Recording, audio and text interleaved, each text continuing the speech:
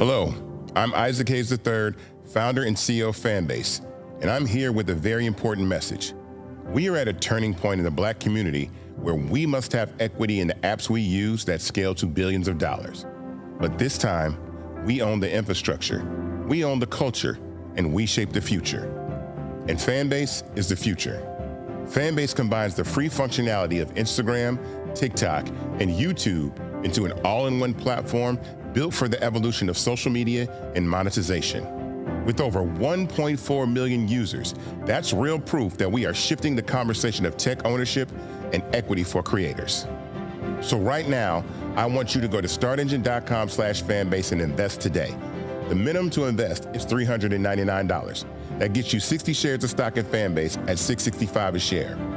This marks a turning point in Black ownership of social media. If we don't take this opportunity to own social media right now, we will always be customers to our own creations. And that can't go on. So once again, go to startengine.com/fanbase and invest today.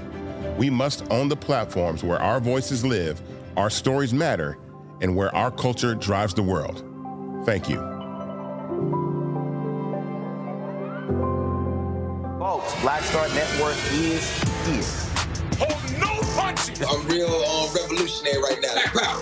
Support this man, Black media. He makes sure that our stories are told.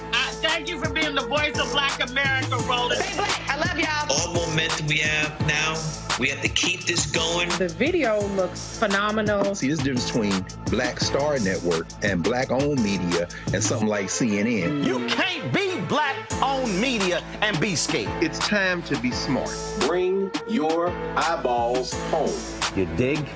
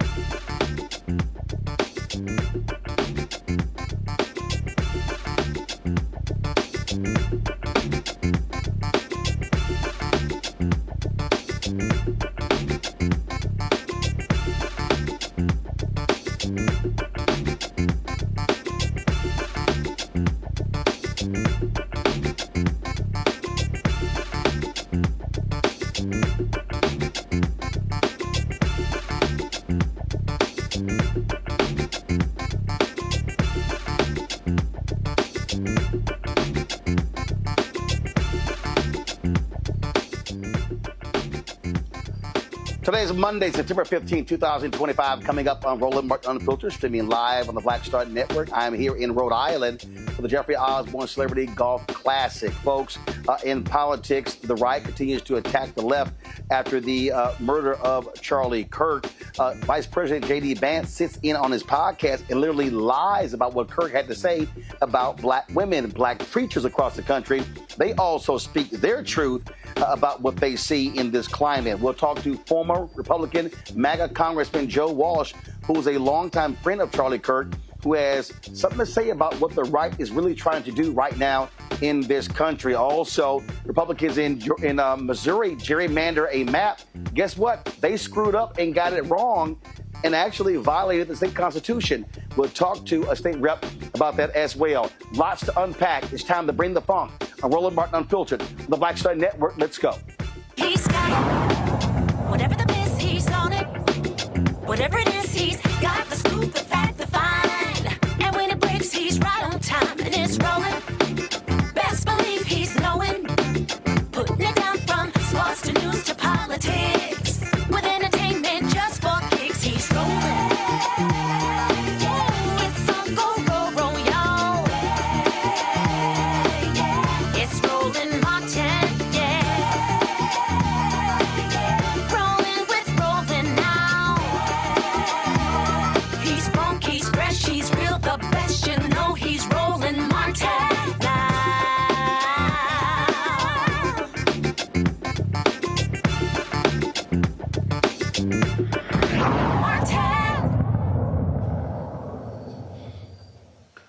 Folks, over the weekend, we have seen a whole lot of drama, lots of replaying or reimagining various things that Charlie Kirk said. Of course, he is the right-wing provocateur, co-founder of Turning Point USA, who was gunned down while speaking in Utah late last week.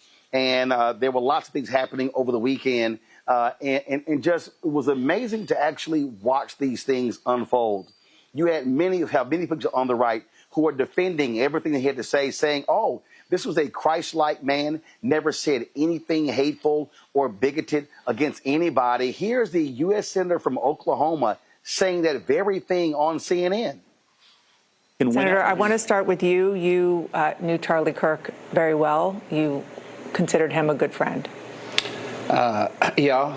Charlie was made such an impact in such a short period of time. I mean, you think about this guy.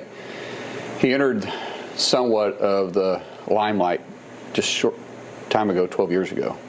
And he built this following that is just almost unheard of. And at 31, his voice has already been silenced because someone didn't agree with his political views.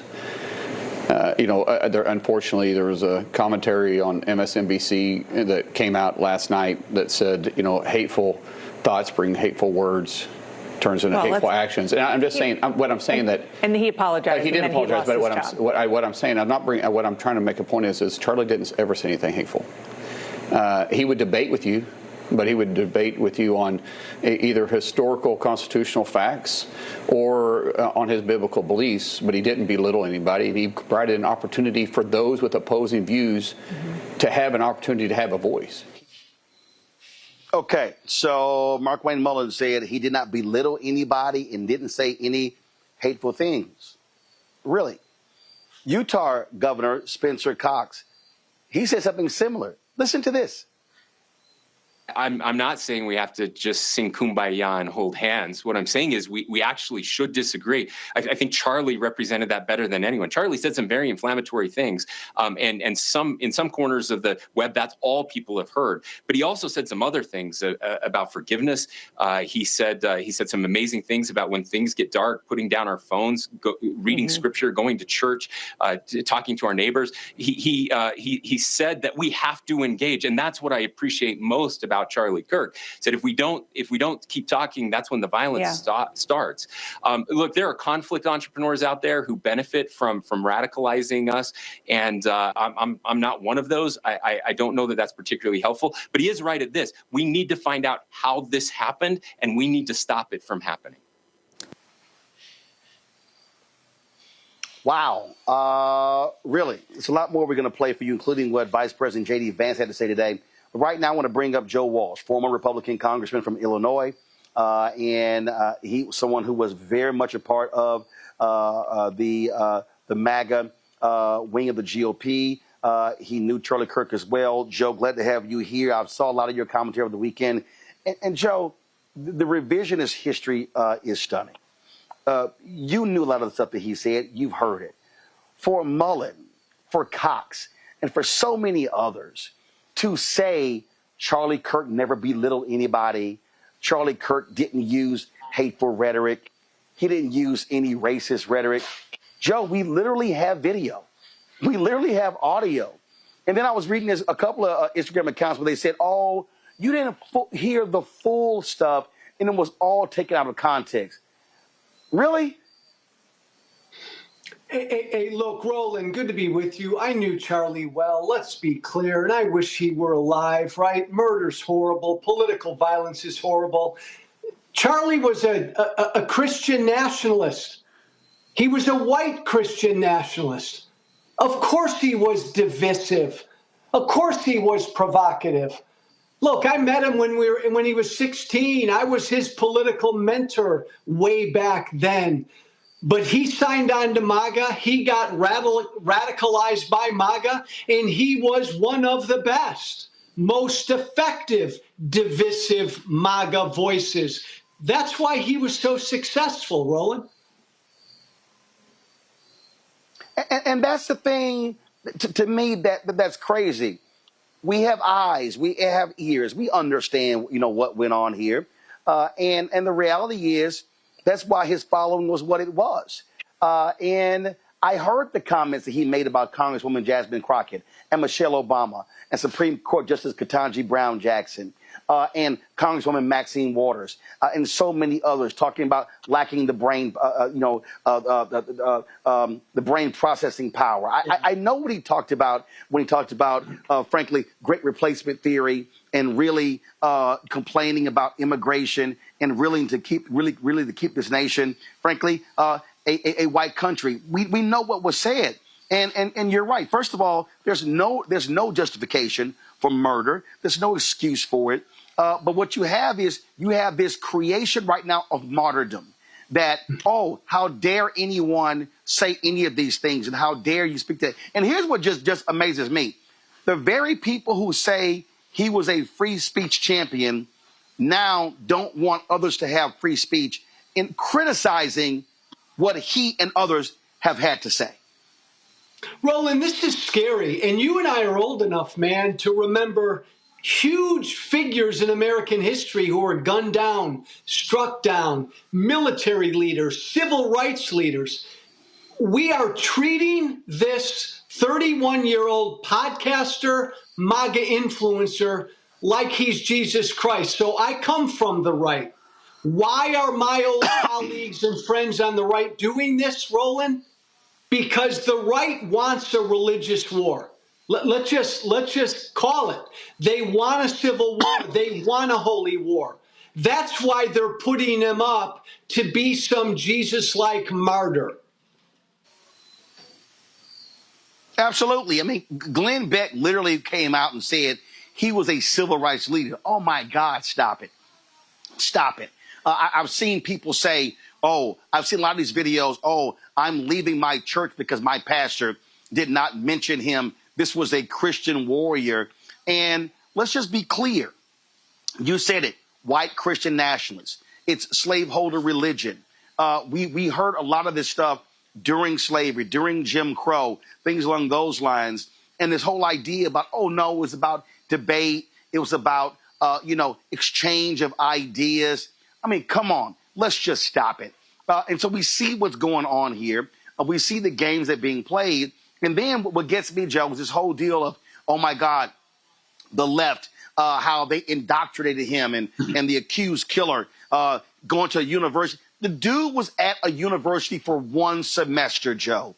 You're trying to tell me that one semester at a mostly white institution in Mormon, Utah, which is not a liberal bastion, somehow just radicalize him?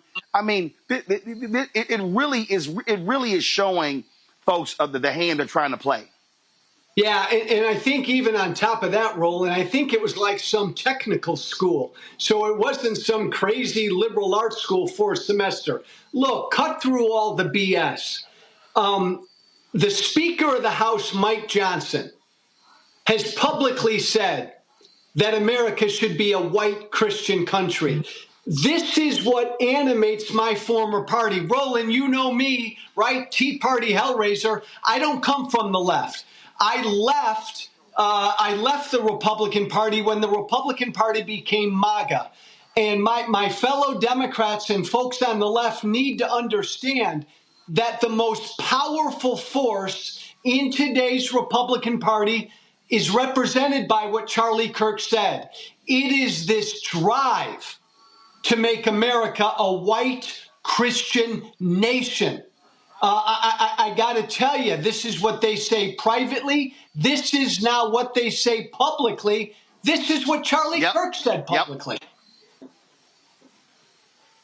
And Joe, again, one of the reasons I wanted to have you on, because you know these people very, very well. Yeah. You said it yourself. You were one of the strongest voices. You were one of the folks who understood the incendiary language when you were in Congress, when you had your radio show, and how people loved when you did it. And then when you chose to apologize for that and turn away from it, oh, my God, they literally have just tried to destroy you because of that.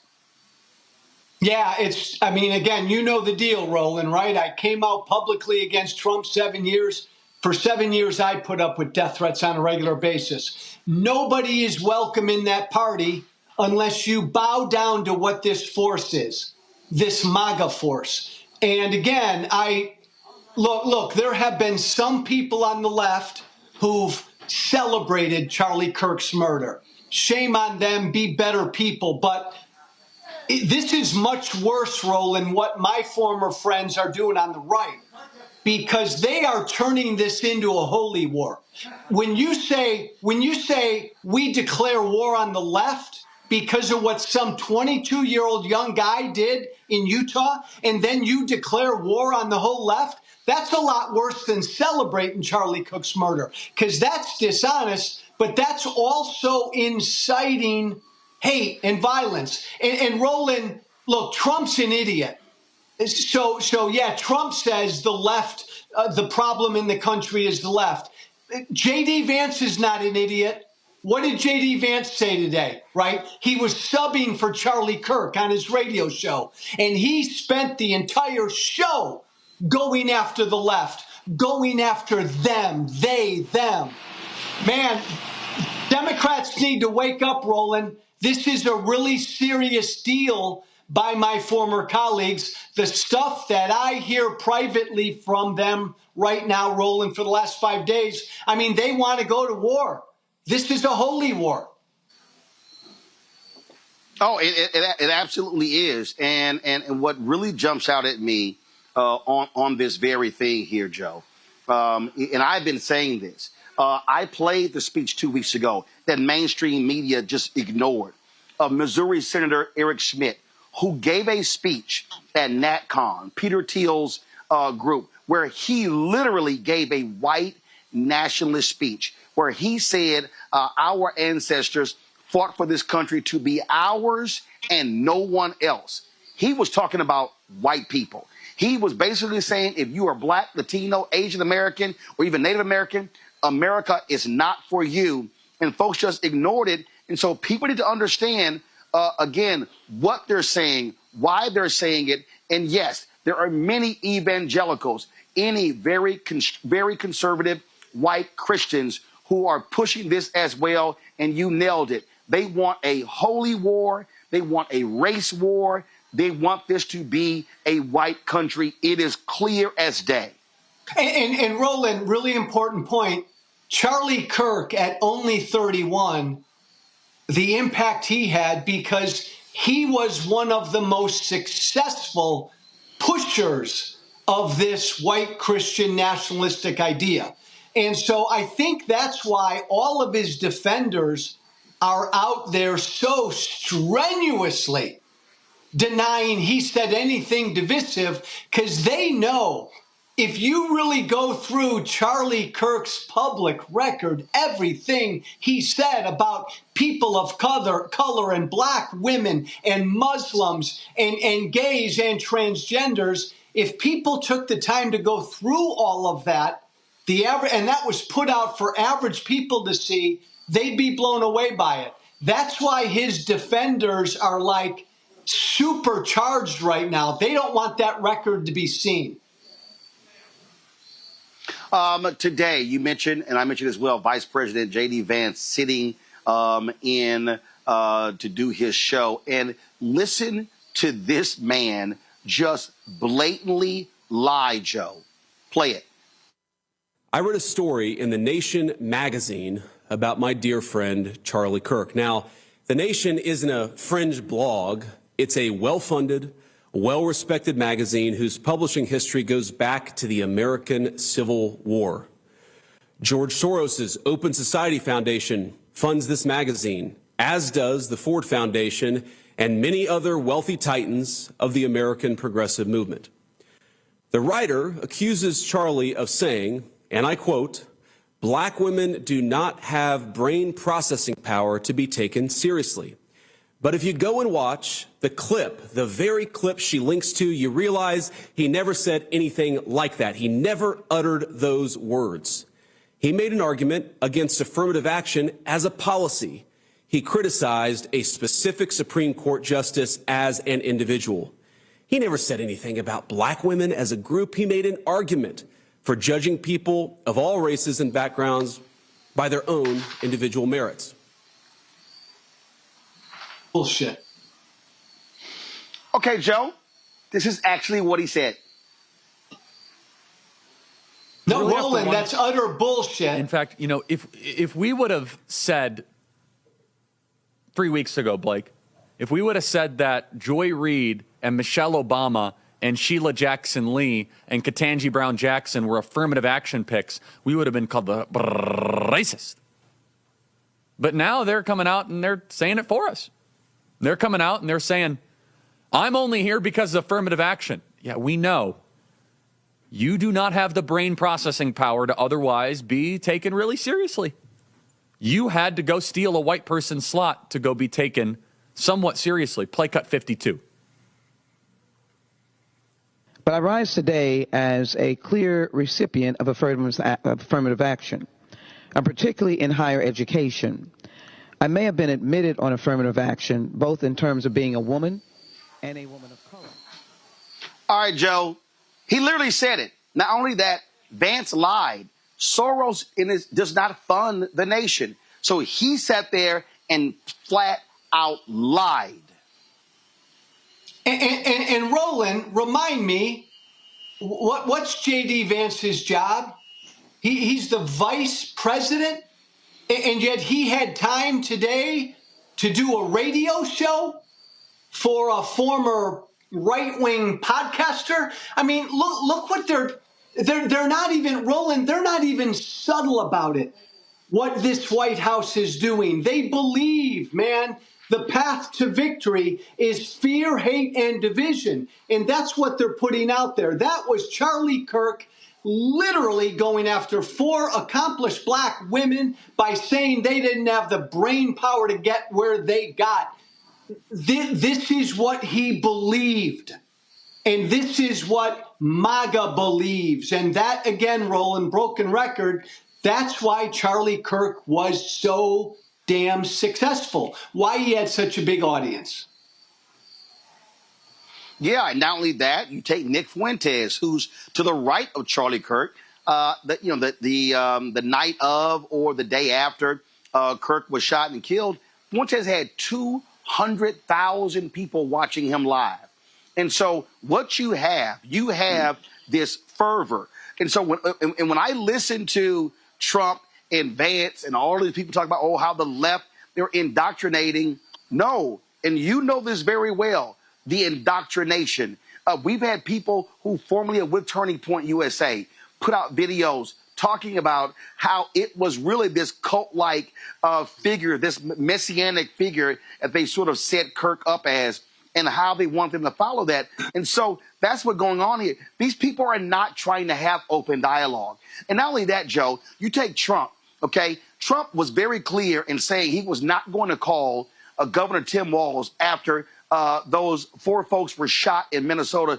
2 were killed, including former Speaker of the House and her husband. Now today he's saying, oh, he never even heard of Melissa Hortman. And if the governor had asked him, he would, of course, lowered the flags to have staff. I'm sorry. He's also lying. He knew about her. He knew about the shooting, but he was so arrogant that he said, oh, 2 Democrats, a Democrat Speaker of the House shot and killed. Yeah, I don't care, but lower the flags to have staff with Charlie Kirk. Flies body on Air Force 2. Do a memorial service at the Kennedy Center. Do another one at the Arizona Cardinal Stadium. Give him the Medal of Freedom. And I'm telling you, they're going to give him a state funeral. That's what you're seeing right now. And then you got Peter Hegseth going after members of the military who said anything negative in the aftermath of his death. You've got Kirk supporters creating a database of people of every social media post, and then even Vance said it in the podcast, you call their employer. So the so-called free speech people all of a sudden are saying, if you say anything negative about Charlie Kirk after what took place last week, we're going to come after you, come after your job. Oh, I thought they hated cancel culture, Joe. Yeah. Roland, I remember back in my right-wing radio days, I would come on every day, and there was always some story about some leftist group on a college campus that couldn't handle speech that made them uncomfortable. Now these people are on the right. Now this is MAGA. MAGA now are the snowflakes. MAGA, Roland, they now need their safe spaces. It's funny, but it's not funny. And you're right about J.D. Vance, man. He just flat out lied.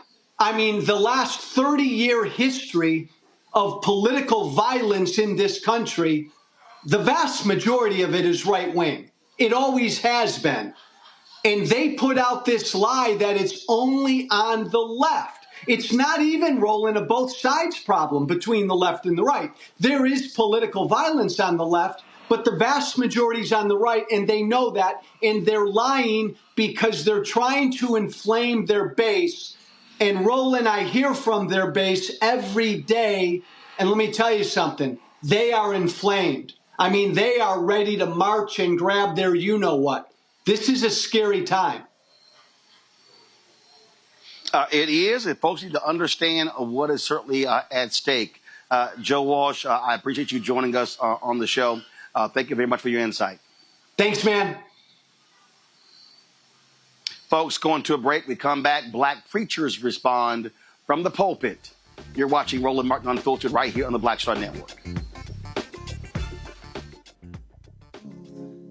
Black Star Network, what's happening? It's your man, Kim. And look, my new single, Rock With Me, is on fire. We debuted as the #1 most added and greatest gainer at R&B radio. So look, I want you to go check it out at musicbykim.com.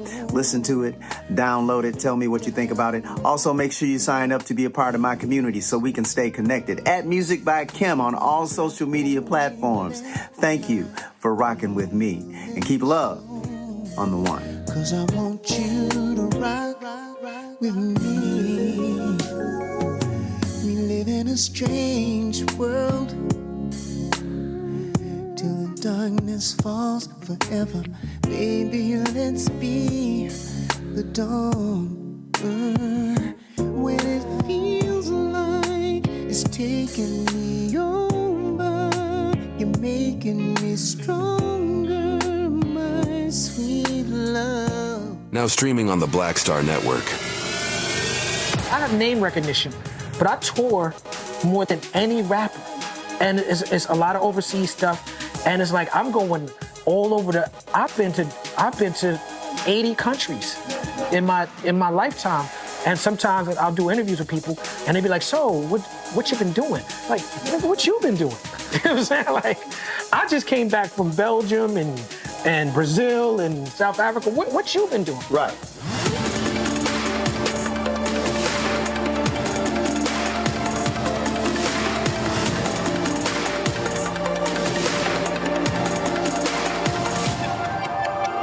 I am Tommy Davidson. I play Oscar on Proud Family, Louder and Prouder. Right now, I'm rolling with Roland Martin, unfiltered, uncut, unplugged, and undamn believable. You hear me?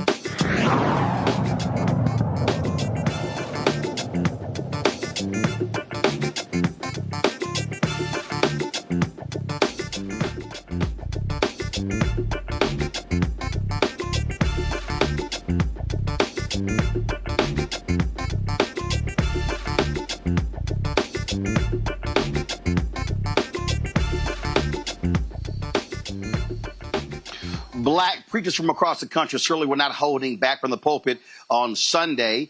Here's a few of what some of them had to say. We're going to start with Pastor Jamal Bryant, New Birth Missionary Baptist Church in Atlanta.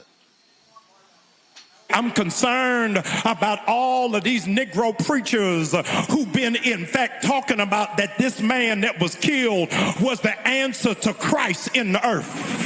Y'all ain't saying nothing. They having moments of silence in black churches all over the country over a man that was racist and a white supremacist. How dare you compare him to Martin Luther King?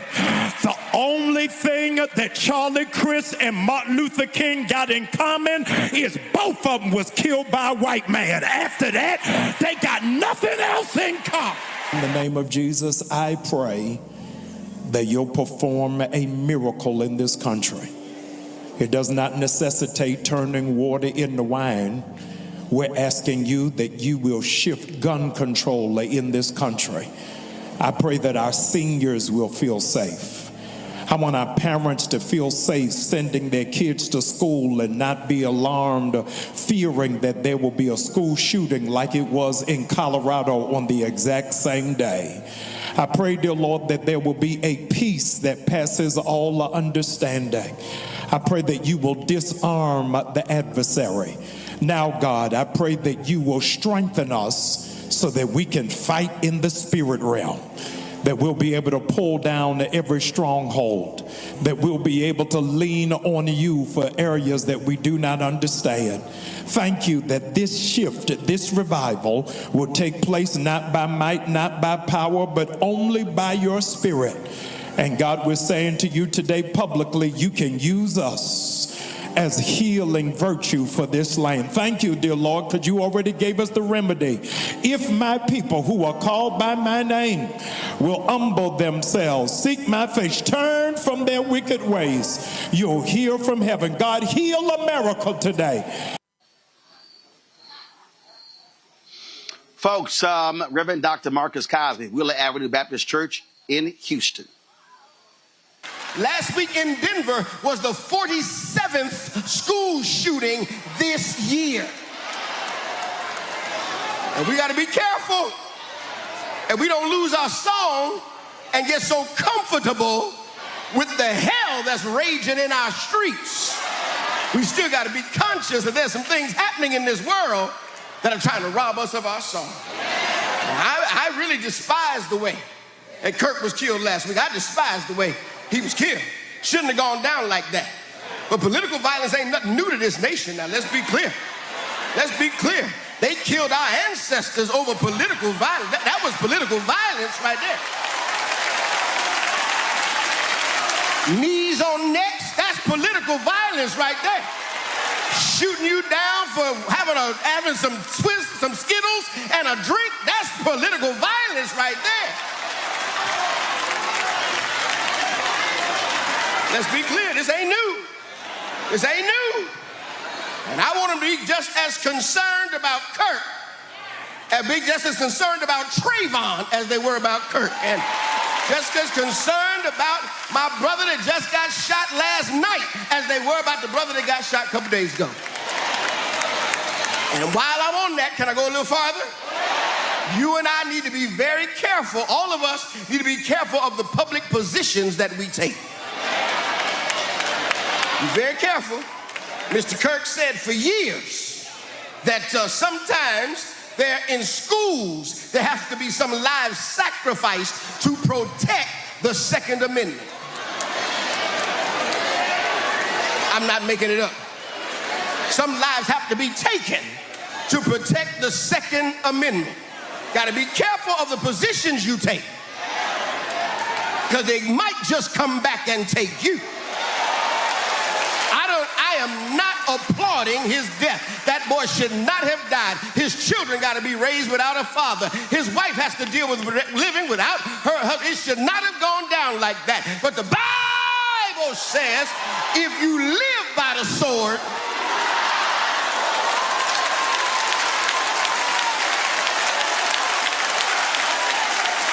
be careful of your public positions, because the Bible says you will reap what you sow.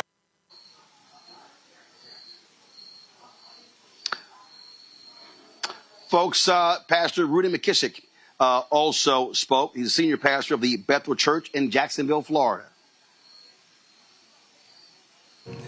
The news of Charlie Kirk's murder has shaken this nation. And I must say from the outset, the act itself was despicable. No one deserves to be gunned down. Violence is never the answer, and the one who pulled the trigger must be held accountable.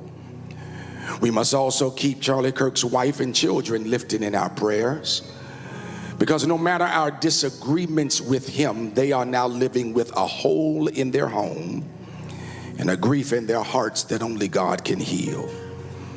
But while we grieve, we must also be honest. You should be able to walk in sympathy over the loss of a life without having to sanitize the reality of that life. Kirk's rhetoric was often divisive, inflaming race, sowing fear, and fueling hostility. And now in the wake of his death, what do we see? Death threats against churches, threats against HBCUs. The Department of Education, on the day after this senseless murder, cut $350 million in grant monies to HBCUs. Threats against the very places that have always been sanctuaries for black advancement, black faith, and black freedom. If America cannot protect her classrooms and her sanctuaries, then what does that say about the soul of this nation? Even in our city, where a city council seeks to make an example of a young man potentially cutting short his future aspirations, all in an effort to further their own careers and kiss the ring of a governor. These are hate-filled times. However, this is not just about one shooting. This is about the climate we live in, the uncivil discourse that has been normalized. Our politics are poisoned. Our government is gridlocked, and our so-called leaders have refused to turn down the heat of hate in their language. When leaders speak with venom, the people listen with violence. When leaders play with fire, it is the vulnerable who get burned. And yet, in moments like this, the church must rise. Somebody ought to say amen just to that point. The church must rise. The church must rise. We cannot echo hate. We cannot mirror the vitriol.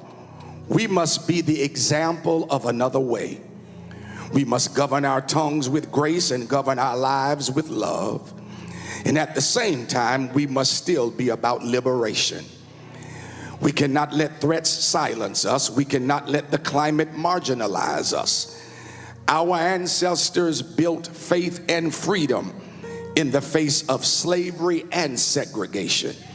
Surely, we can stand for liberation in the face of tweets and tirades. So today, as your bishop, I call on us to pray for the Kirk family. Let us grieve the tragedy, but let us also be clear-eyed about the times we are living in.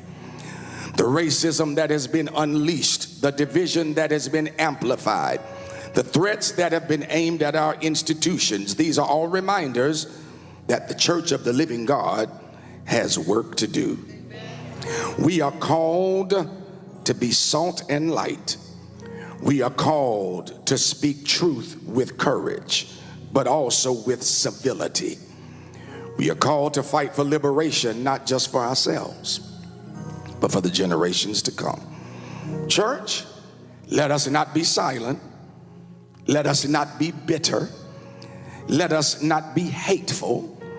Let us not be marginalized. Let us be who God called us to be. The living, breathing, liberating example of what love and justice looks like in a nation that's on fire. Folks, Pastor Howard John Wesley, Alfred Street Baptist Church in Alexandria, Virginia, man, he really brought it home. And this clip here has gone viral. I am overwhelmed daily with the lies and the false narrative of white supremacy that caters to white guilt and forces me to prove my black excellence every day of my life.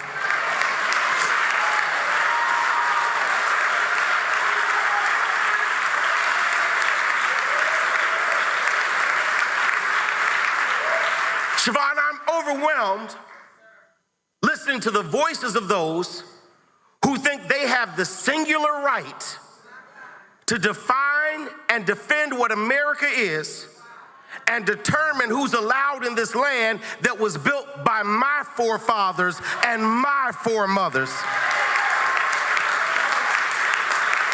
I am overwhelmed with the gun violence and mass shootings and threats against our HBCUs that ain't had nothing to do with anything that went down this past week. I'm overwhelmed. I'm overwhelmed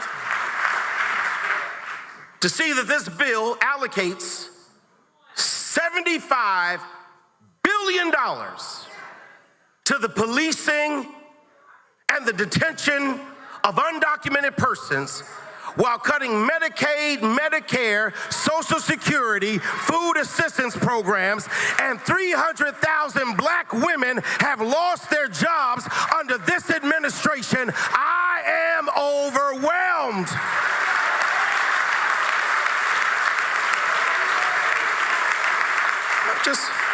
I'm overwhelmed with ICE raids, Klan rallies, corporations backing off of DEI, Supreme Court rulings, and presidential executive orders. I'm overwhelmed with folk who call themselves Christian because they invoke the name of Jesus and quote Bible from the Old Testament, but never live like Jesus, never love like Jesus, never talk like Jesus, never put their arms around folk like Jesus, never have any fruit of the Spirit, never try to live out the Sermon on the Mount. I am overwhelmed.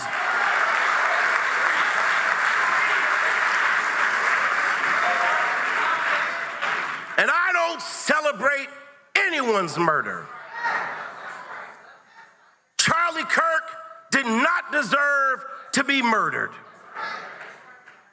But I'm overwhelmed to see the nation's flag fly at half-staff for a man who was a proud racist and spent his entire life sowing seeds of division and hatred into this land.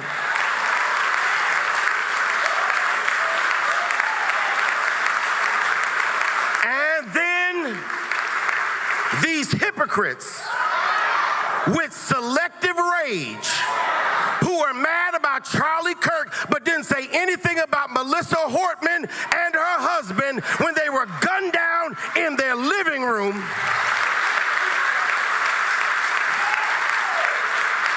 Tell me that I ought to have compassion for the death of a man who never showed compassion or respect for my life.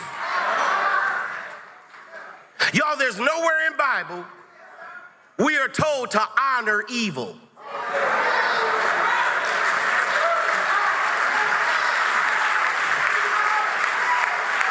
And I know I'm gonna get in trouble for this, but how you died does not redeem how you lived.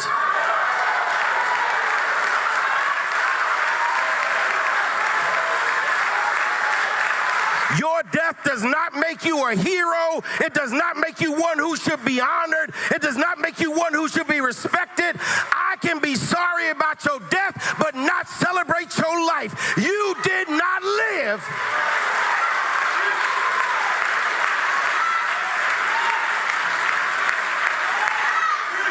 And I'm overwhelmed. It's tiring being black in America. It's exhausting defending your existence everywhere you go. It's an assault on my identity to keep seeing this nonsense in our nation, and I am overwhelmed. Folks, let's go to our panel. We got a whole lot we need to unpack. I'm Congo Debinga Senior, professorial lecturer, International School of Service, American University out of D.C. Renita Shannon, former Georgia State Representative out of Georgia, out of Atlanta, A. Scott Bolton, who's an attorney out of Washington, D.C., former leader of National Bar Association, PAC as well. Glad to have all three of y'all here. Scott, I'll start with you. Hale, no question. Just where do you want to go? You got what Joe Walsh had to say. He said they want a race war. This is about white Christian nationalism. You heard the black preacher's response. We'll do this here after we do this here. We're gonna go to break. We're gonna play what Bishop William Barber had to say. Y'all get that ready. But Scott, go ahead. Take it away. Well, as I listened to Joe Walsh, a former MAGA person, he got some redeeming to do himself. But when I listened to the preachers, and I'm thinking about the first hour of your show, I kept thinking about how do we protect ourselves? How do we protect ourselves, not just during this period of time, but how we succeed, not just survive MAGA or Trumpism. We can debate what happens after Trump, but this is a real movement that believes political violence is real, and they drive that negative narrative for all the reasons the preacher said, all the reasons that your guests have said. And so my fraternity brother said he's overwhelmed. We're all overwhelmed and stressed out about being black, but I really want to put some time and thought together collectively about where we go from here and how we succeed. how we survive now and how we succeed going forward. And that's going to take all of us to have that dialogue. Well, Renita, look, I wrote the book White Fear, but I have been talking about this in 2009. I said in 2009, this is about to be a minimum 50-year war. Everything was there. And too many folks in mainstream white media didn't want to hear it. I was on CNN, kept talking about it, and folks were just like, okay, whatever. And then, we're going to play a little bit later. You got white nationalist Megyn Kelly sitting here whining, complaining, trying to blame Obama, saying all this stuff started with Obama, which is BS. Well, no, I'm sorry. It didn't start with Obama, but it got a heightened with Obama. But she wants to blame it on Obama as opposed to the white folks who are angry that a black person was elected president. Absolutely. And this started long before 50 years ago. This started actually after the Civil War and black folks were freed. Listen, the trick of white supremacy is to have you feeling bad for white supremacists. I don't give a damn about Charlie Kirk. Because the reality is the values that Charlie Kirk espoused were values that had white folks sleeping every night good in this country with black folks enslaved. These are the same values that had white folks taking their children to watch lynchings on Sunday after church as a form of entertainment. These are the same values that had white folks using black babies as alligator bait. So nobody on the right is going to lecture me about how I should feel bad or what I should be feeling about a man who was a committed white supremacist. And Roland, you point out a very good point. The media is working overtime to sanitize and to soften his reputation and the things that he said and just chalk him up to some, character sort of person who just liked to debate and free speech person. And really all they are doing is just trying to flatten white supremacist logic, which is what he was espousing every day. So no, I don't give a damn about Charlie Kirk or his mama. Well, here's the whole deal, Ome Congo. No one wants to see someone murdered. No one wants to see it done in front of a bunch of folks being live streamed. No one wants a wife to be widowed and 2 children not to have a father. Now, if somebody wants to reflect on his life, that's their business. If somebody doesn't want to do that, that's their business as well. Everybody has the free will to do so. But for folks on the right to say, you can't say anything, you can't criticize what he said and what he did, we're going to go after jobs. They have literally established a database of Ome Congo on perusing social media and going through every social media platforms looking for critical comments about Charlie Kirk after he was shot and killed and saying they're going to hunt those folks down, call their jobs, get them kicked, get them fired, get them kicked out of school, have all sort of repercussions. J.D. Vance literally gave them permission to do it as well, but they claim they love free speech and they don't like cancel culture. Yeah, absolutely. Their philosophy is basically freedom of speech for thee, but not for me. And even adding to what you said just now, Stephen Miller talking about, he's like, I don't care what it takes, whether it's RICO, we're going to figure out something under Trump to take your money, take your liberty, take everything that you have, because we're going to shut you down. And one of the challenges I have, Roland, just like you just did with Joe, like how you instantly played Charlie Kirk's, actual words. The fact that these media outlets are, and kind of going off Renita's point as well, are just letting these guys get away with what they're saying. And not only are they being silent, not only are they not challenging them, but sometimes you could hear, even with Dana Bash in that instance, you could hear them say, or, just kind of agreeing with them. And that's part of the problem as well. They played Trump's thing from Fox and Friends when he was like, oh, I don't care about bringing people together. They played that for Spencer Cox. And he said, what do you think about that, Cox? Well, Trump's angry. Then they played Steve Bannon and what he said. Well, Steve Bannon's angry. So what? So you're just going to excuse that? The way that they're giving these guys a pass, the way that nobody's bringing up the fact that Spencer Cox made a racist statements about how he thought hoped it was somebody from another town or from another country, maybe a quote unquote illegal alien. The way that the media is giving them a pass, they are helping boost Charlie Kirk as well as give this MAGA movement a reason to continue the war that you and Walsh started with this night. And that's why what we're doing here is so important, because we have to correct the record, just like those pastors are correcting the record as well, because these guys, they do want war. They don't believe in free speech, and they never have, and they never will. But the way that these journalists don't hold them accountable is one of the reasons this continues to fester in the way that it does. And they need to be called out too. Absolutely. We're going to go to break, and we're going to, of course, talk about Brian Kilmeade, who literally said on Fox News that the homeless should be murdered. I thought they were pro-life. He apologized, but it was weak as hell. Megyn Kelly did her latest white woman rant. But coming up next, we're going to talk about what Republicans in Missouri did by gerrymandering, this racist gerrymander of the lines, how they likely broke the state constitution. You're watching Roland Martin Unfiltered on the Black Star Network. Support the work that we do. Join our Brina Funk fan club. Your dollars are critically important for the work that we do. So please support us in our effort to raise $1 million by the end of the year. Use the Stripe QR code for Cash App. You see it right here. PayPal's R Martin Unfiltered. Venmo's RM Unfiltered. Zelle, Roland at RolandSMartin.com. Roland at RolandMartinUnfiltered.com. Of course, checks and money orders make it payable to Roland Martin Unfiltered. P.O. Box 57196, Washington, D.C. 2003 7-0196. Back in a moment. Dr. Greg Carr, and coming up on The Next Black Table, we're speaking with Dr. Lucius T. Outlaw Jr., master teacher and philosopher.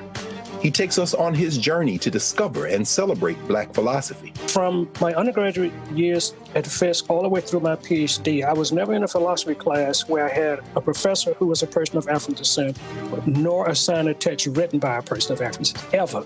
How he pushed back at those who said there was no such thing, and got us all thinking about what it means to be Black.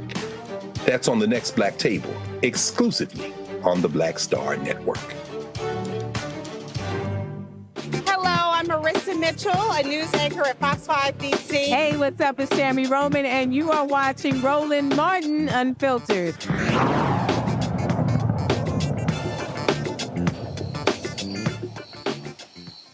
All right, folks, welcome back. We told you last week Republicans in Missouri redrew the lines, destroying the congressional district of Congressman Emanuel Cleaver, one of two African Americans representing Missouri. The other is Wesley Bell in St. Louis. Well, guess what?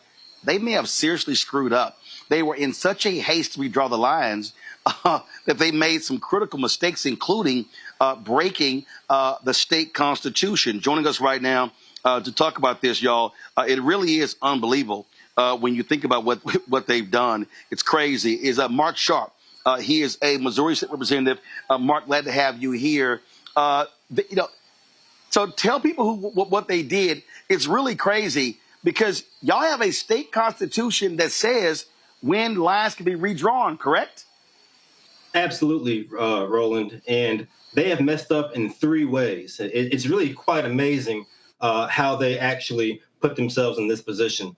To rush a bill this fast, this hastily through the legislature has presented some real issues that I think they're going to experience in the court.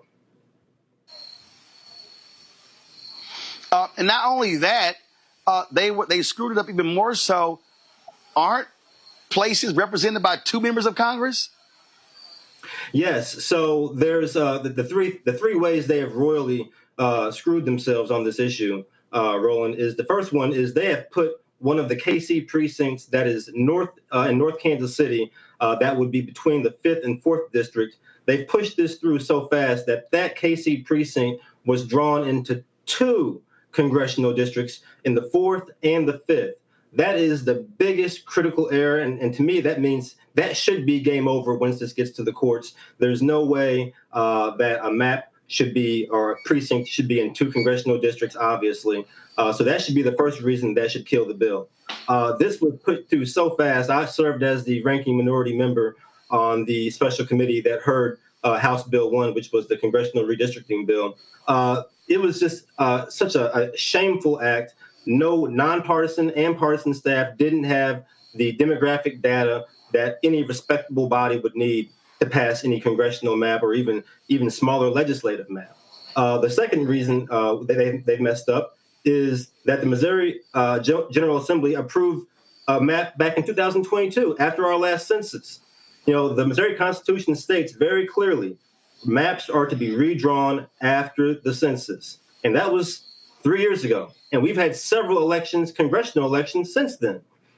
So that's the worst part of it all. But the main thing is, also one of the main things is it has the worst compactness percentage of all the congressional districts in Missouri. So they have taken the historic 5th congressional district that our Congressman Emanuel Cleaver has represented very strongly for the last two decades.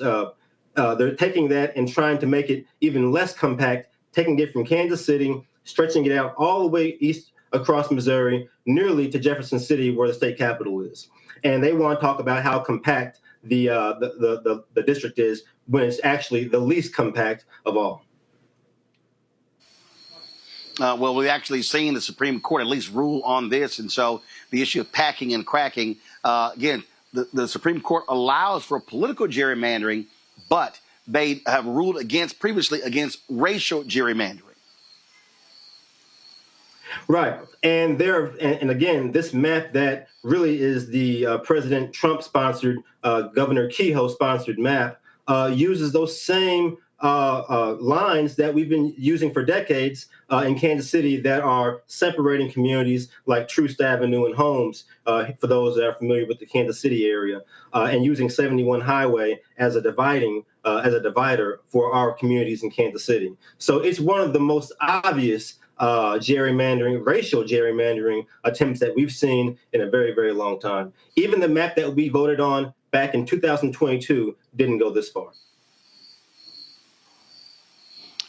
Well, keep up the fight there, and it's going to be a legal battle, and that's what it all boils down to. Representative Sharp, we appreciate it. Thanks a lot. Thank you. All right, folks, we have heard some crazy, nonsensical, unbelievable, shameful, despicable stuff come out of folks on Fox News. What took place last week out of the mouth of Brian Kilmeade was unbelievable. And Ainsley Earnhardt,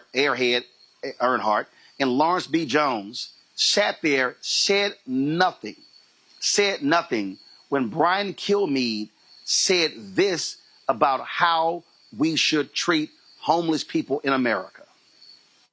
Put them in a mental institution, put them in a jail, and you guys figure it out. But people having to duck and dive on the trains and the buses, walking through the street, this is one case, but this is happening all across the country, and it's not a money issue. They have given billions of dollars to mental health and the homeless population. A lot of them don't want to take the programs. A lot of them don't want to get the help that is necessary. You can't give them a choice. Either you take the resources that we're going to give you, or you decide that you're going to be locked up in jail. That's the way it has to be now. Or involuntary lethal injection or something. Just kill them. Yeah, Brian, why did it have to get to this point? Right. I would say this. We're not voting for the right people. So you've probably already seen that clip as it's gone viral on multiple social media platforms. Some folks have asked about the context. All right, folks. Now, after a lot of criticism about this, Kilmeade yesterday gives this weak-ass apology. Empathy and compassion. In the morning, we were discussing the murder of Irina Zaruska in Charlotte, North Carolina, and how to stop these kinds of attacks by homeless, mentally ill assailants, including institutionalizing or jailing such people so they cannot attack again. Now, during that discussion, I wrongly said they should get lethal injections. I apologize for that extremely callous remark. I'm obviously aware that not all mentally ill homeless people act as the perpetrator did in North Carolina, and that so many homeless people deserve our empathy and compassion. Did y'all hear the end of that? Did y'all hear how he ended that? All right, play it again. Did we also include Lawrence B. Jones? So, hey, Brian, I'll see you tomorrow in the morning. Play it again.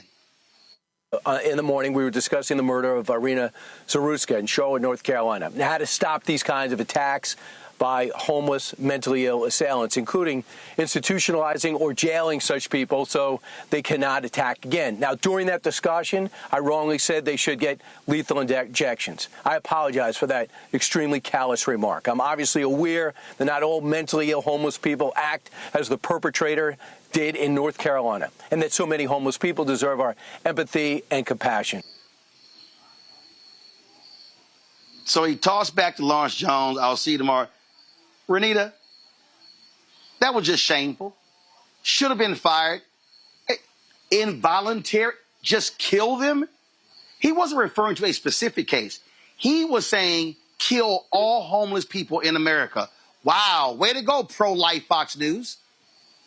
Well, not only that, and that's why I say I will not be lectured about how I felt about Charlie Kirk and my comments about Charlie Kirk by the right, because these people are the true people who are very much interested in violence is always the answer. We can always say that, violence is not the answer, but for them, it's always the answer. And he demonstrated that by saying that. Brian should be fired. There's a petition going around to get him fired. I hope that it succeeds, because think about what he's saying. He's basically saying that whether or not you should be allowed to live, it should be determined on what is a temporary status. People who are unsheltered become unsheltered. They haven't been unsheltered their entire life. So you're telling me that when they had shelter at some point in their life, they were worthy of being able to live. But the moment they become unsheltered, now they need the death penalty from the state. I mean, it's completely ridiculous. Not to mention that this country used to have better supports for people who needed mental health treatment, and also folks who are unsheltered, in the way of there were more mental health hospitals that existed. And it was the Republicans over the last decades who defunded those services. Those are the services now and the types of resources now that they just call socialism. And Trump is doing everything that he can to continue to cut services. So what do you expect? Congo? Well, kind of going off what I said in the last segment, his colleagues, they just sit there and they're like, yeah, no challenge, no pushback. This is what happens. And you go back to what Jesse Waters was saying last week. This is what happens when you give this so-called news network the ability for people to just run wild and say whatever they want to say. And there's very little repercussions in any way, shape, or form. Like you said, he just said, back to you, Lawrence. And he was like, all right, see you tomorrow. They're callous and they're hateful. And the language that comes from them, I mean, this is Hitler-esque language. I mean, he was talking about going after the undesirables. That's what homeless people are in many of their minds. And at what point do these guys have to start taking real accountability for their actions without having a multi-million-dollar lawsuit? If they think that this is done just because he gave that fake apology, I'm glad the online petitions are circulating. And I'm hoping that more pressure comes, because this is the same type of mindset that leads to homeless people being attacked on the street because they feel like it's justified, undocumented folks being attacked on the street, and anybody who quote unquote looks undocumented. Fox is a propaganda network, and this is part of their propaganda machine. I'm glad Kilmeade got called out on it. There's a lot he should have already been called out on, but I hope that there are greater consequences than just this apology, because this is unacceptable. Scott. This is outrageous and deserves even more analysis. First of all, we keep trying to make out like these are human beings or they have human thoughts. It is inhumane to say what Kilmeade said and what the rest of the Fox hosts said.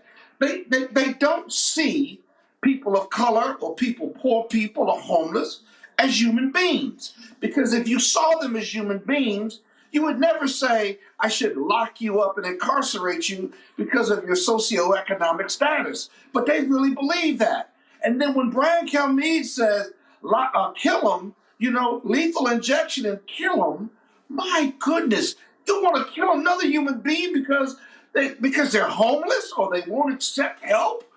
My God, what have we come to? Now, look at the apology, Roland. What you were really trying to get at, I think, was that he didn't apologize for saying to kill him by lethal injection. He apologized for lacking empathy or for saying that. He didn't say he didn't believe that to be the case. He still believes that. He just shouldn't have said it, and he should have been more empathetic and come up with something else to say. But in his heart of hearts, he still believes that. That's why he should lose his job. That's why he shouldn't be spouting off, because you know what?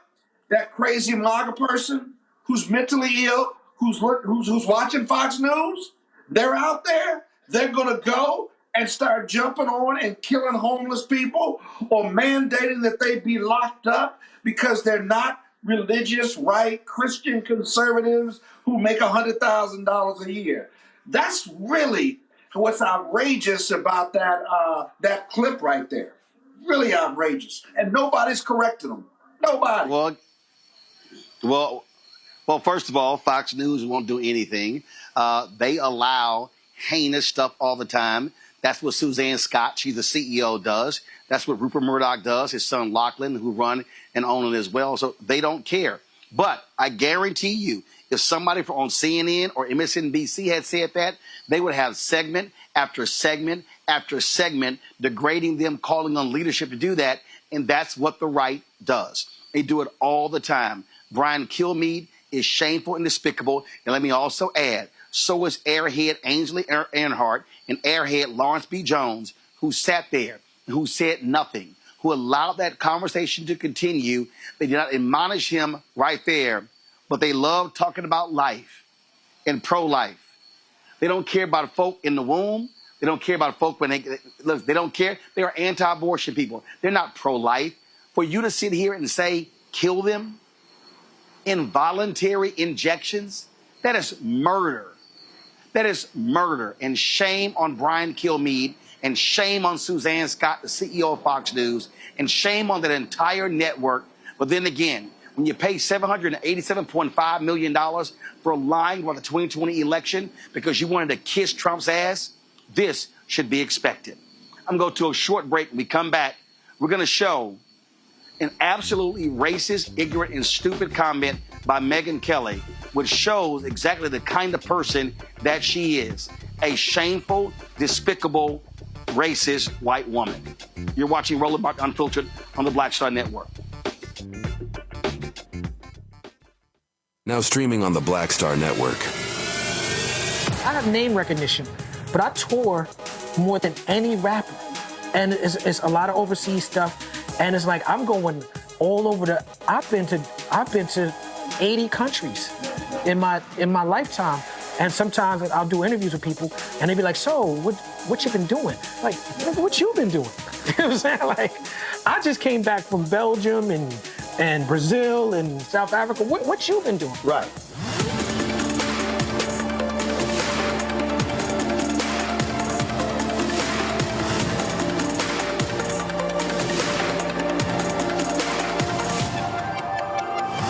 Week on the other side of change. Hurricane Katrina, 20 years later. Cannot believe that it's been more than 20 years since we saw Black people and Black communities across New Orleans and the South being failed by our government. But it's a harrowing lesson. We're going to unpack how race and class intersect in ways and how we need to talk about this government doing more for our communities. Again, you're watching The Other Side of Change only on the Black Star Network. This week on A Balanced Life with Dr. Jackie, we're talking all things entrepreneurship.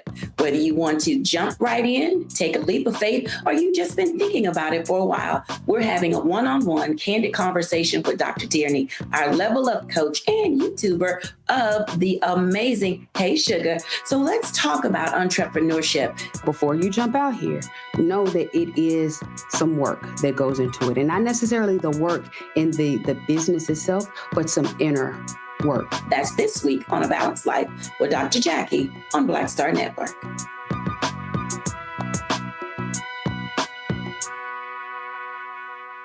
I'm Dr. Greg Carr, and coming up on The Next Black Table, we're speaking with Dr. Lucius T. Outlaw Jr., master teacher and philosopher. He takes us on his journey to discover and celebrate Black philosophy. From my undergraduate years at Fisk all the way through my PhD, I was never in a philosophy class where I had a professor who was a person of African descent, nor a sign of text written by a person of African descent, ever. How he pushed back at those who said there was no such thing and got us all thinking about what it means to be Black. That's on The Next Black Table, exclusively on the Black Star Network.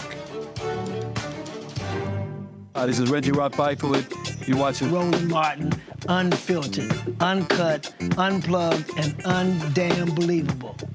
You hear me?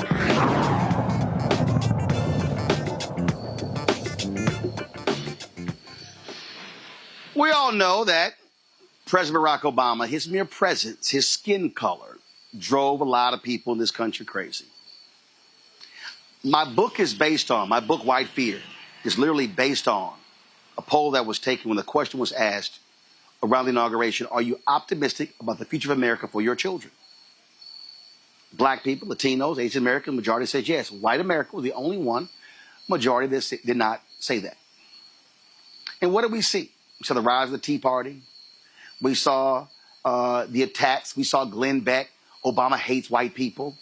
You saw all of that. You saw the racial hatred rise. So over the weekend, I saw this clip of Megyn Kelly. You know, the one who said Santa was white and the one who had no issue with blackface around Halloween? This is literally what this trifling, despicable, shameful bigot had to say. We don't feel like ourselves. We haven't felt like ourselves in a while.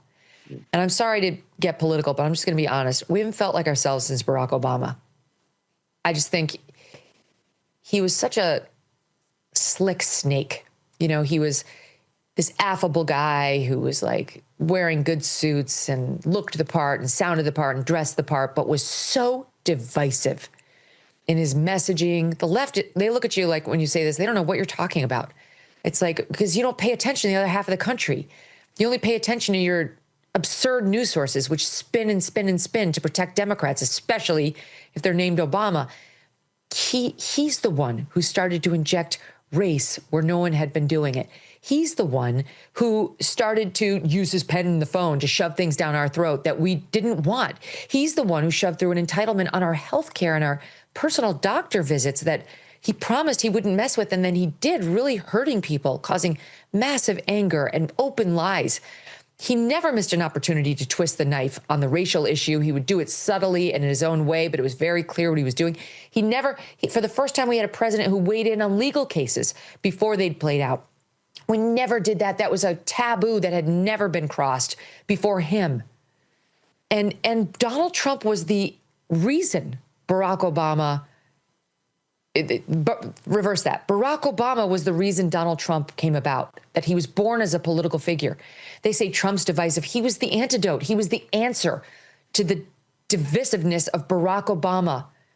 And we just haven't felt like ourselves for years now. Oh, we haven't felt like ourselves for years. Why couldn't we just continue having another white president? Why did we as America, why did we have to screw it up?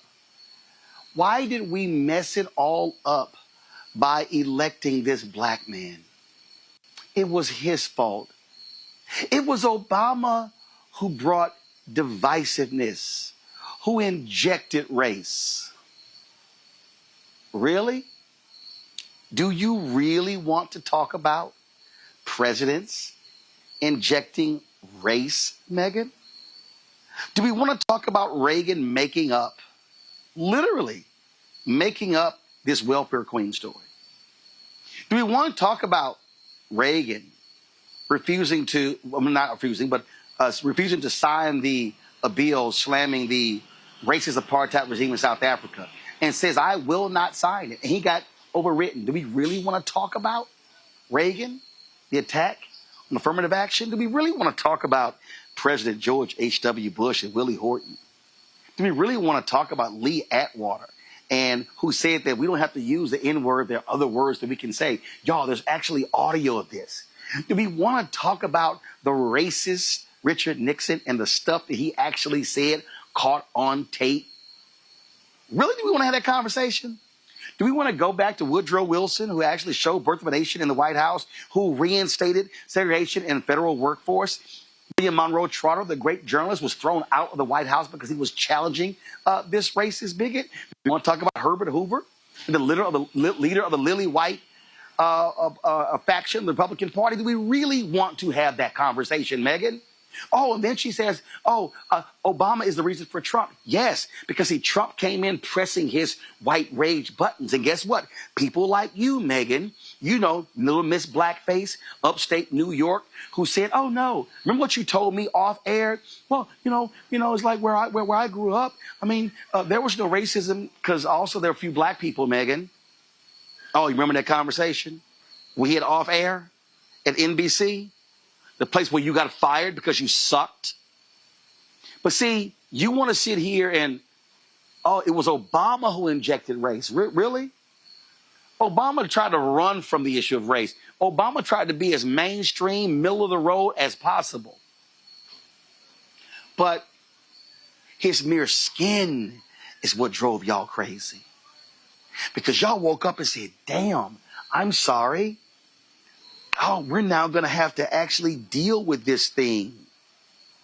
See, Obama forced y'all because y'all couldn't run around it because, see, y'all couldn't call him the N-word. See, I heard you like, little slick snake. They talk about his suits. Really? Y'all still trip on the tan suit? Is that what we're doing? See, Megan, we see what you're doing. See, I need everybody listening. I need everybody listening. Why is Megyn Kelly blowing up on digital? Because Megyn Kelly is using the same thing that Charlie Kirk did.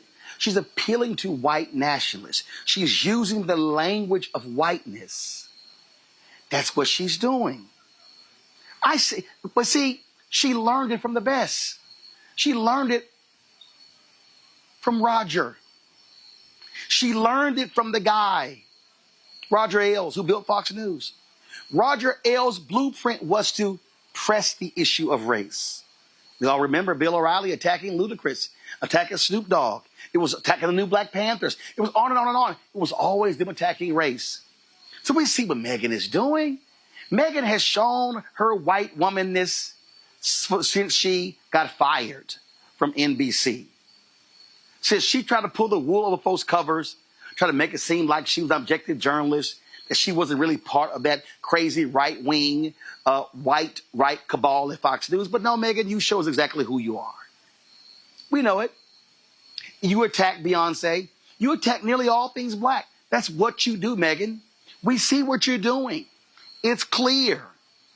But the thing that drives y'all crazy, y'all hate. So what is it? You hate where Obama went to college. You hate the law school part. You hate that Michelle went to law school. You hate that she's brilliant. You hate that the success. So that's what it is. See, y'all want your Negroes built a certain way. That's what y'all want, Megyn. And we know that. This ain't black folks' first rodeo. See, Obama tried to remove as much of that as possible. Tried to be as palatable to white folks like you as possible. But see, for y'all still want to go back. See, you know you couldn't call him the N-word. But you tried to use every other thing. Oh, he imposed these things on us. Oh, wow. You mean like the Affordable Care Act, which has dramatically increased the number of Americans who now have health care? Really, Megyn? Y'all trashed Michelle Obama for trying to for people to eat healthy. Now y'all praising RFK Jr., you know, Mr. I took heroin in college, I got a worm in my brain. Now y'all praising him, who's really stealing her program of eating healthier. So we see game. Game recognize game, Megyn. And we see who you are. So you can sit here with your little blonde highlights, and you can get all these little white guys all excited who think you're the cutest thing in the world, and you're not. And you're really not. Flat and narrow. That's who you are. And so that's what you do. And so we know what you're doing. See, Megyn, you just hate black brilliance. You just can't stand it. You can't stand that he got reelected. He sat there and beat straight-laced Mormon dude, Mitt Romney. Y'all can't handle that. And it drives y'all crazy. Governor Wes Moore drives y'all crazy. Governor Deval Patrick drives y'all crazy. I was talking to a black conservative over the weekend who told me point blank that y'all hate Congresswoman Jasmine Crockett because she's effective. Oh, yeah. I was told point blank, y'all hate Jasmine Crockett Because she's effective. Y'all hate any black person who doesn't walk around with a stick up their ass, with no bass in their voice, who challenges y'all on your bigotry, on your whiteness. See, y'all didn't even like the fact that the man was a Christian. Y'all called him a Muslim. Yeah, we know what's his name, little Graham boy, the fake preacher. His daddy was a preacher, but he ain't no preacher. Yeah, we know that. And then we know Trump ain't no real Christian. That boy can't even hold the Bible right. But y'all just simply cannot stand black excellence. But y'all love them Stephen from Django Negroes like Jason Whitlock. Y'all love them. But what you can't stand, Megan, is that he won twice. He beat y'all. And you're right. We do have Trump because of Obama. Because y'all was so mad. Y'all was so mad at what happened. And here's what we also know, Megan, and it's a fact. In the history of America, black success has been always followed by white backlash. And Donald Trump, he is the white backlash. And what drives y'all crazy is black success. So, Megan, I'm going to tell you, I told Richard Spencer when I obliterated him on my TV One show, Megan, you better go work out. You better go pump some iron. You better go do some glute exercises. Because, Megan, we ain't going nowhere. We're not leaving. See, y'all can't do what the abolitionists and the plantation folk did to the folk in Virginia and North Carolina when they shipped them to Liberia. We ain't going nowhere, Megan. We're going to be right here. We're going to be right here on digital media. And when they try to get rid of us in mainstream, we're going to set some other stuff up, Megan. Our businesses are not going anywhere. Our politicians are not going anywhere. Megan, we know y'all trying to defund Black America. We know y'all trying to destroy black institutions, destroy black nonprofits. Y'all trying to destroy the will of our people. But like my girl Lorraine Toussaint told Carmen Ejogo and Selma, we are prepared for this, Megan. The ancestors run through our veins. They prepared us for this. Megan, you ain't no different than all the folk we saw after slavery, doing Reconstruction, during the 92 years of Jim Crow. Megan, you not new. You simply are the latest white woman who can't stand black excellence. Renita, you first. Listen, before I give my comments, I got to say this. Roland, you are crazy because I have never heard anybody say that a person could not even hold the Bible right. I wish you had a Bible so you could show us how to hold it wrong. But that was cracking me up. No, listen, Megyn Kelly is disgusting. And you know what? I specifically hate when white folks talk about how the country is so divided now and how there is so much division. Because what I hear is that you've never listened to the voices of black people or anybody who was not white. There is no universe that you are going to kidnap an entire race of people, bring them from one continent to the United States, and you don't think there's going to be division? There has been division the entire time that this country has existed. And so to me, these people who, wax poetically about, all the division just popped up out of nowhere. It just came about in the last, ever since Obama, is like, these are the people who, number one, are mad that now there are platforms like this where you can actually hear what black folks think about a lot of these issues. They are mad that black people's voices are more now louder than ever, and you can actually hear what different communities are saying. That's what these people are mad about. So yeah, they wanted to go back to a time of where we didn't have the platforms to be able to say how we felt about what was going on in the world, and things were largely silent because that is what for them made them feel like, oh, well, there's not a lot of division in the country. But that was completely false. And so everything that you said about her is is completely true, even down to the fact of how they are the ones who have used race in politics at an expert level and well before anybody else. Think back to George Wallace in the 60s. He ran an entire presidential campaign on segregationist policies.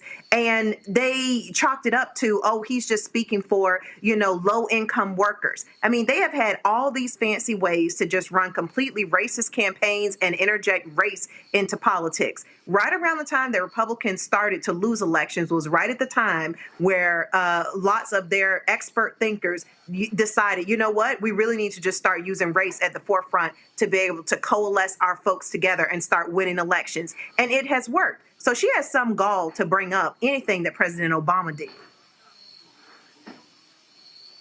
Congo? Look, when it comes down to it, they are quick to blame a black woman and Barack Obama, right? In conversations about violence, they're still bringing up Maxine Waters and her saying confront people. They're still bringing up Michelle Obama and her arms and her being divisive. And they're jealous at Ketanji Brown Jackson. And they're jealous, when it comes to the brothers, Obama is number one for them. He is their number one target. He'll be their number one go-to. I mean, this man hasn't been president in so long, but these guys, just like Trump, they cannot operate without a target. They cannot operate with giving you somebody to distract from what they're actually doing or what they're actually saying. And Megyn Kelly demonstrated that perfectly. It's almost as if it's probably as if they want violence to come towards him as well. As long as they can keep pointing a finger away from Trump and his ridiculous policy. Hey, by the way, the economy is still in the shambles if people haven't noticed with all of this other talk on everything else. Hey, the Epstein file still ain't out. Well, let's just blame Obama. This is what they're going to do. This is what they're going to continue to keep doing. Look at what they're doing with Lisa Cook. Letitia James, they continually find black women and now Obama to continue to point the finger at, and it is not going to stop. And we got to continue to call it out and shut it down and expose them for who they are. This is racism playing out. There are other Democratic presidents that they can point to.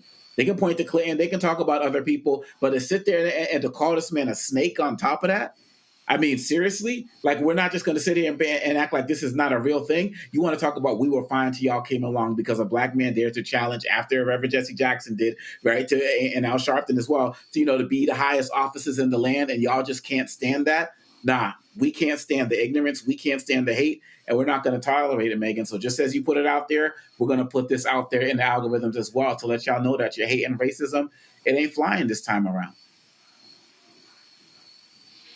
Scott, take us home. Skin.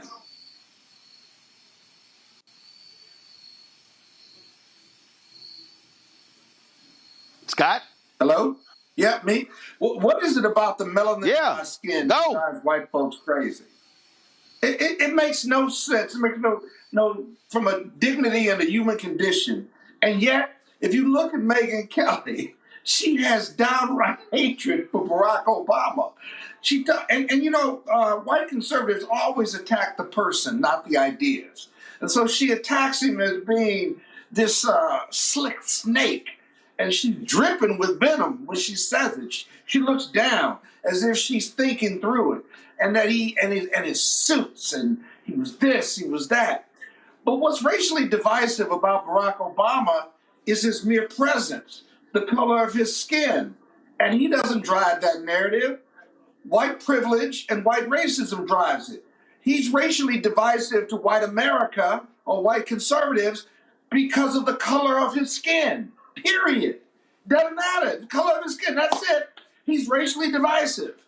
And by the way, the fact that he did not have a 8-year term with scandal, not one scandal, not one investigation. He's a Harvard-trained lawyer. I mean, you would think that those would all be acceptable to white America and white conservatives, right? That they would rally and support him and how far America has come in race relations. And yet, it's just the opposite. Their privilege and racism overwhelms them.